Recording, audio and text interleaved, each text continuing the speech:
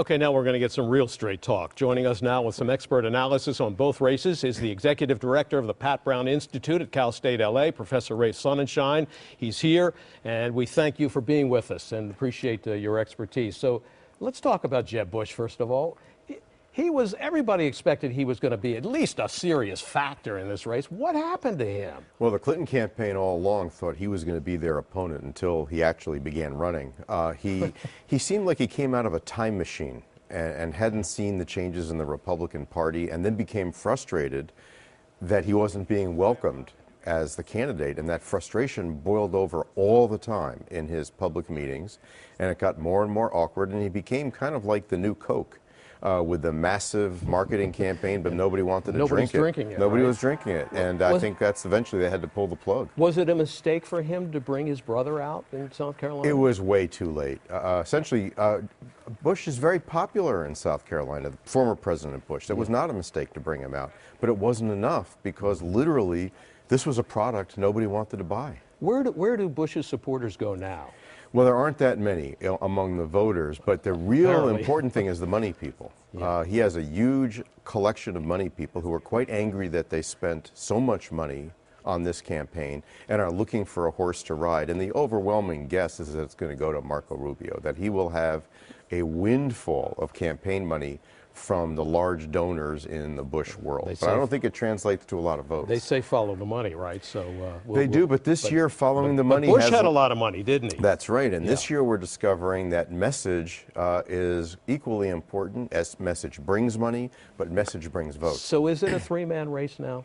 I call it a 3.5-man race. I don't want to insult Mr. Kasich, but he's at least got some states where he's going to cause some trouble to these other candidates. He's holding back for the Midwest. You know, he did very well in New Hampshire.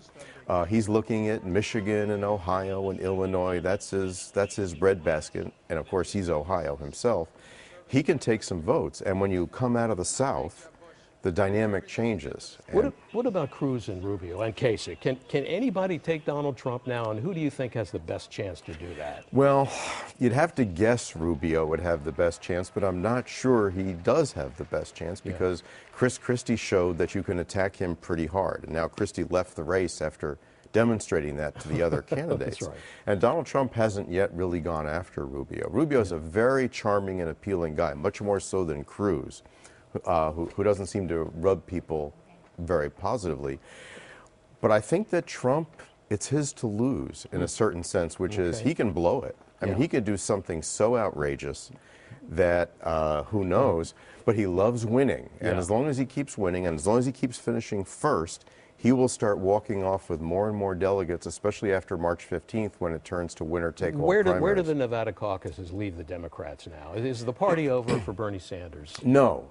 Sanders has basically scared the living daylights out of the Clinton campaign and still does because they worry that he's got all the energy and enthusiasm. She needed this very badly. It was good for her to be pushed this hard, and it's not over yet. But she has another good week to come because in South Carolina, where half the Democratic electorate is African American, which is her base of support, she should do very well.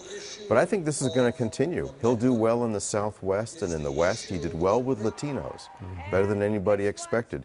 There's still a lot of life left in the Sanders campaign. This is, by the way, a dogfight like this can only be good for the Democrats as long as people don't hold a grudge. Sharpen them up. Yes. Thank you very much, Ray. Really appreciate it. We have some big campaign events coming up pretty fast, including Super Tuesday with contests in 11 states. And Andrea, that's just a week from Tuesday. Wow, a lot happening, Dave. Thank you so much, and thank you so much, Professor.